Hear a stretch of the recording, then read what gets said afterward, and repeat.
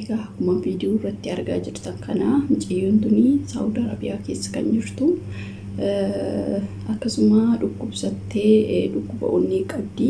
Hojiin waan itti baay'ateef dhukkubni onnee yeroo baay'ee hojii hin danda'an warreen namoonni dhukkuba onnee qabanii yaa ta'u malee gaggabdee lafa dhoofte. Akkuma dhagaa jirtan isheen immoo maadaama isheen waan isheen jettu dhageessanii jirtu.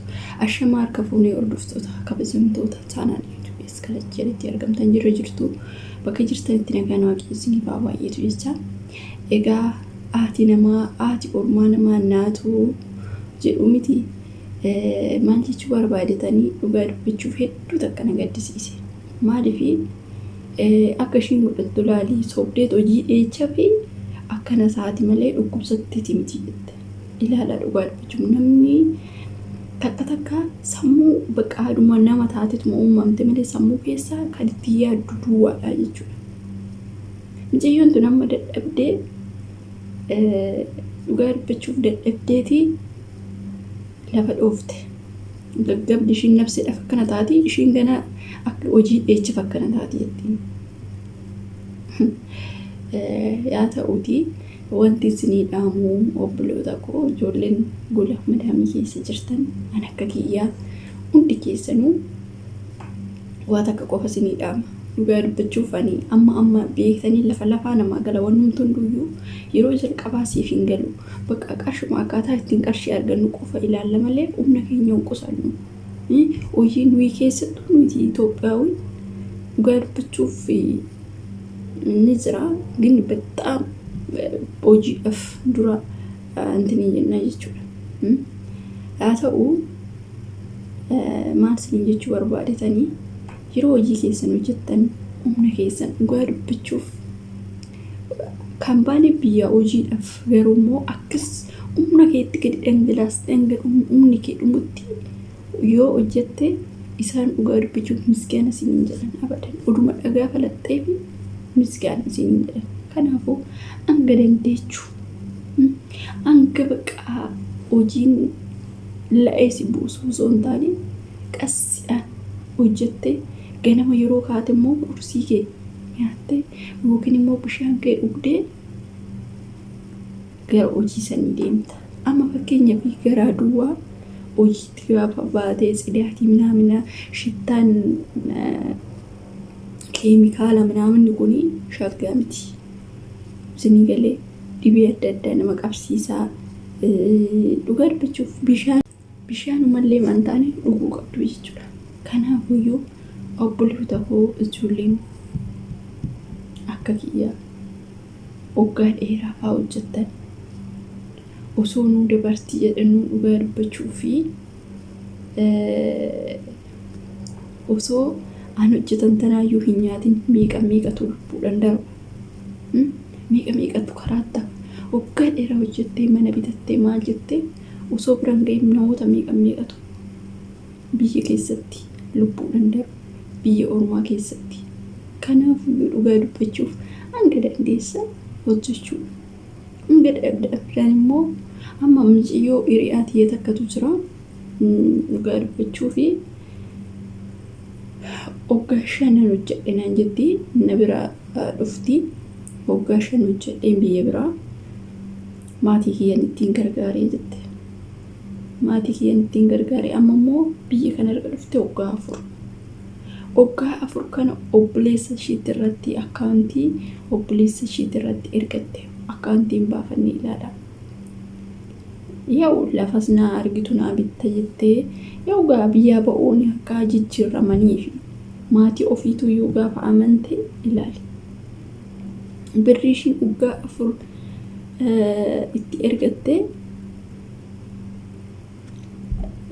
keessaa lafa bitanii fi jiru lafa saniyyuu mootummaan jalaa fudhate. Kanaaf immoo qarshii hafe immoo obboleessi ishii biyya biraatiin ittiin deeme jechuudha. Ilaala mucayyoon tun aarirraan maal taate dhugaa dubbachuuf hedduu takkan gaafan ishee argu gaafa na bira dhuftu hedduu takka dhugaa dubbachuuf narrifadhe beektanii. Anukaa 5 Waggaa meeqaa waggaa 9 ilaala. Amma galuutti garuu hin dhukkubsatti. Kulaalitii onni dhukkuba onni dhibee lama dandeessee isaan booda baqa inni dhugaa dubbachuuf odoon danda'ee dhuguma dubbachuu mucayyoo tanaa ani ofii kiyyaa gimmaasha kenneefi dhugaa dubbachuuf odoo harka biyyatti galtee tirree biyya isheetitti duute dasna jedha. Maaliif baqa hedduu takka nama gaddisiisti. Maaliif ree galii erkasi dhukkubee biyya homaa keessatti hin dandeessu galii gaafan jedhuun birrii takka hin qabu. Galee waan ittiin akkamamu hin qabu. Yoon dhukkubsadhee asumatti hakiminaa geessanii hondoo naa galchanii jette.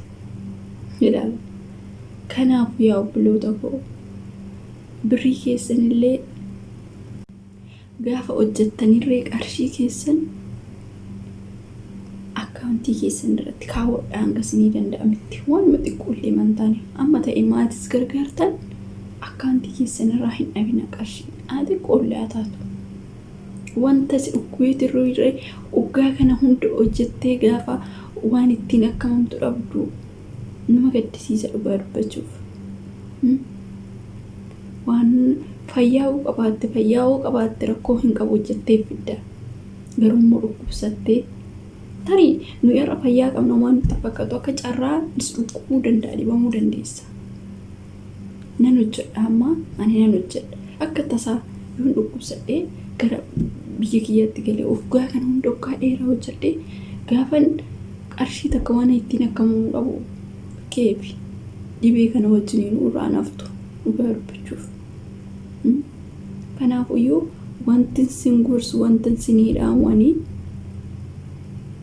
akkaantii warri akkaantii qabne galtanii akka barbaadanitti akkaantii keessan baafattanii kontiraata keessa fixxanii akkaantii keessan baafattanii dhufu biyya ormaa jalqabuma gaafa dhuftanii akkaantii baafadha. Ijoolleen haaraan illee jechuudha. Sinii galee maatiin isaa akkuma gargaaramutti ta'ee obboleewwan isaa akkuma gargaaramutti ta'ee garuu ofii keetiif maatii kiyyaafis nan jiraadha yaa maatii kiyya nan jaalladha isaanillee nan gargaara ta'us immoo hunda akka hunduma itti kenna osoo hin taane ofillee ilaalaa sinii galee. Kanaafiyyuu waan akkana kana shawwadaminaa isiniin jechuu barbaadetanii egaa mucayyoo san ilaalee hedduu takka garaan dhugaa dubbachuuf garaan na badee dhukkubsachaatti mana namaa hojjetaa jirti. Amma ilaalaa kaa'usu akkuma mucayyoo tanaa lafa dhoofteeti achitti alagaadha. Maal taatellee jedhee siif hirrifatu hojii dheessafii jetteen ilaalaa mucattiin lafa dhooftee ofii isheetu biyyuu waggabde nabsi dhahoo xarfachaa jirti. Hojii dheessafii jetti. Namni akka araboota hunduma nama tokko lama hin qabu dhugaa dubbachuuf.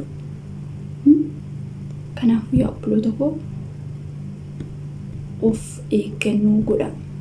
Ofiif bakka kenna sinii galee dhugaa dubbachuuf dura of jaallatteetti namarree jaallatta sii galee dura ofii keetiif bakka kenna. Annaa akkasii wanta kanarraa waa baay'ee hubattu waa baay'ee barattu jedheetiin yaada. Keessattuyyuu warreen obboleewwan maatiidhaaf jiraatan waggaa 9 hojjedhee waggaa 10 hojjedhee waggaa 10 meeqa hojjedhee yaa beektanii haal ittiin hojiitis haal ittiin hojjannaatis amma fakkeenyaaf kan hojjette san nama qabaatte namni sun waan ta'e irra siif oolchee okay kan hojjette kun si fayyada.